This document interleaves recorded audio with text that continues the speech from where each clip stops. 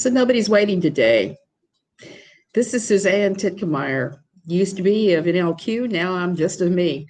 I just wanted to talk a little bit today, if I have enough bandwidth, from ESA, my cable provider. I want to talk a little bit about chronic illness. This is really important right now because we have a certain video blogger that is trying to use her child's medically fragile condition as an excuse for bad behavior for herself and for claims of being bullied and various other things. So first I need to talk about children with all kinds of medical conditions. One of my children was very ill. She was ill from the time she was about 4 on. She had ITP, idiopathic purpura, idiopathic thrombocytic purpura. Her blood cells would die. Nobody would know. Got excited. Yeah, here I am. So we dealt with this for some years, back and forth to the hospitals, many hospitalizations. I can't even begin to explain to you what all the crap we had to go through with her. It was intense. It was years long. It was me hovering over her. But the biggest thing I can say about having an ill child, the thing I was the most concerned with, and I'm still the most concerned with for sick children, is letting them have a normal life.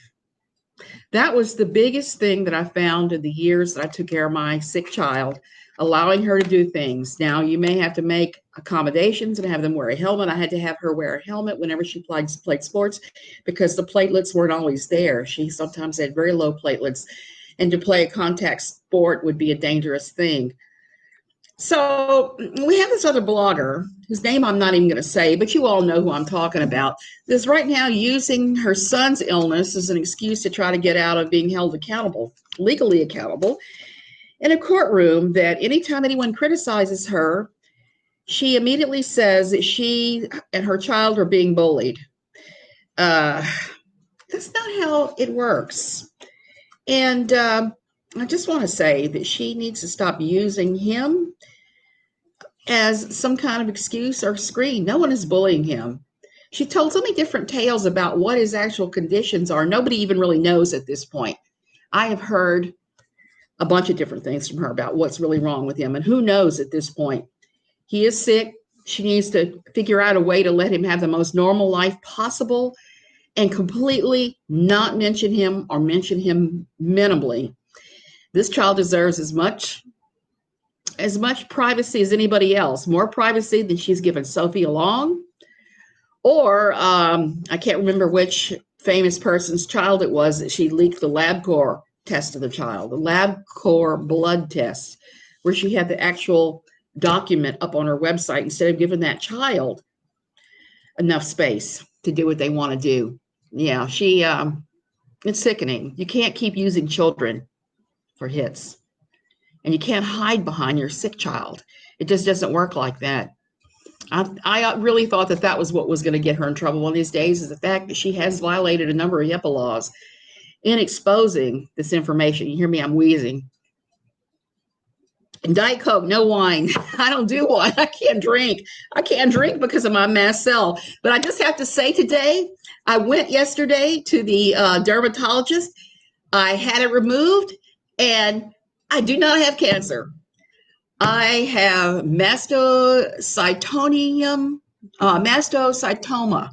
It's when your skin grows a mast cell doodad, tumory thing. And I've had that before, and I figured that's what this was. This was part of the mast cell, but I wasn't 100% sure until you go to the dermatologist and you get it cut off.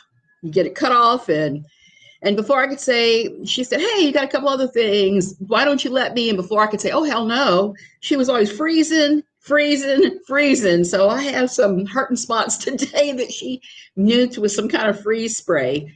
Let me just encourage all of y'all, look under your boobs, even when they're big, look under them. Look under them and make sure you don't have the growths. And ride the Boob Mangler 3000. Get your mammograms. I hate them, but I get them on a regular basis because I have had cancer.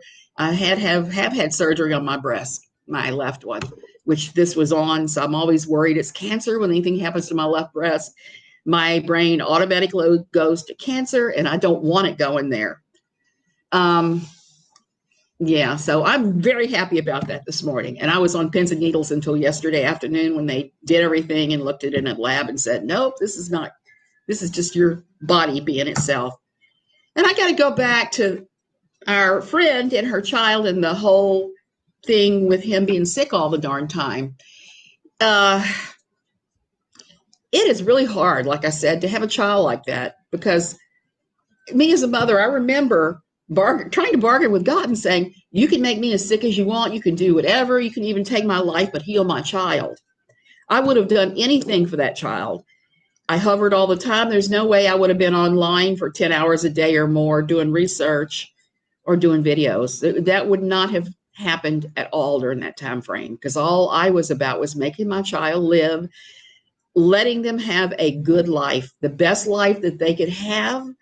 Let them feel normal. And that's really what I think she needs to do right now. She needs to just, this is my humble opinion, of course, she needs to just let go of the internet and take care of that child, take care of her sick child, make sure that he has every opportunity in life. I was lucky. I had asthma as a child that went away when I became a teenager. So I have been seeing both sides of it. I know what it's like to be chronically ill as a child. I know what it's like to be chronically ill as an adult. I have mast cell. Mast cell is pretty rare. I've talked to a lot of people on here now who have mast cell. Once you start looking at the different, and it's a huge list of them, a laundry list of symptoms, it finally made sense for me to get that diagnosis. Yeah, bargaining. Bargaining is a big part of it when you have a sick child. I would encourage you to look them up. If you have some kind of weird thing wrong with you and the doctors are telling you it's all in your head, or you're crazy, or that you're exaggerating, or it can't possibly be true, let me just encourage you to keep searching, find the right doctor. I was quite lucky with the mast cell. My first critical care pulmonologist diagnosed it right away. He said, you have mast cell. I'm positive of it, even though there's no good test for it. I had to actually develop a mastocytoma before they were able to actually get a legitimate, straight up diagnosis and say, this is 100% what this is. So it doesn't significantly impact my life, but I have been dealing with this now for 13 years, I think. I've undergone the whole experimental drug routine, the whole 9 yards, and I've worked out a way to live my life that I can, and that I'm relatively happy, and I have my ways I do things. I know when I need to take my drugs now. I know when I can't talk for more than 5 minutes, when I'm gasping and wheezing and everything else that I'm having to drink Coca Light every few minutes. But that's really what I'll encourage all you guys today. Stay on top of your health. Stay on top of your children's health, because that's really important too. And, oh, wow, cerebral palsy. That is, that's a hard one. It's a hard one. So is narcolepsy. I think my husband has narcolepsy. He sleeps at weird times. He just passes out. I've never seen anything like it, his crazy sleep patterns, but that's him. And he won't go to the doctor. In fact, I got to tell you guys a funny story from my marriage from yesterday that you'll all probably laugh over. At least I laughed over it. So, okay, I'm here in Costa Rica. Healthcare in Costa Rica is excellent, with one exception. If you have to see a specialist, it can be really hard to get in to see a specialist, really hard, even with the best insurance. Healthcare here is cheap. It's much cheaper, thank God. So I had to wait until the dermatologist came to town here in Tamarindo, and then go to my clinic where I always go, which is a wonderful clinic, Beachside. They're the best. So I went to Beachside to meet the dermatologist. It was a husband and wife dermatology team that came in from Liberia. They're wonderful. They were really nice people too. Anyway, I'm in there. The doctor is going over every inch of my body with the little thing. She's looking to see if I have skin cancer and crazy things going on, and not finding anything. I'm lucky. It's genetics. I have pretty decent skin. It's not anything I've done, because with the mast cell, I can only use like coconut oil and water. I really can't wear makeup. I can't use many of the beauty products, any of that. So for me, coconut oil does it. I'm a coconut oil fiend. So she's going over my body and freezing this and doing that, and we're talking. And my husband jumps up and pulls his shirt off and starts saying, well, what about this? And what about that? And what about these? So he horned in on my medical appointment that I had made a month ago and got treated. And I just laughed so hard at him because he is so like that. I always say he's so childish. He's 69 years old and he does things that just make me laugh.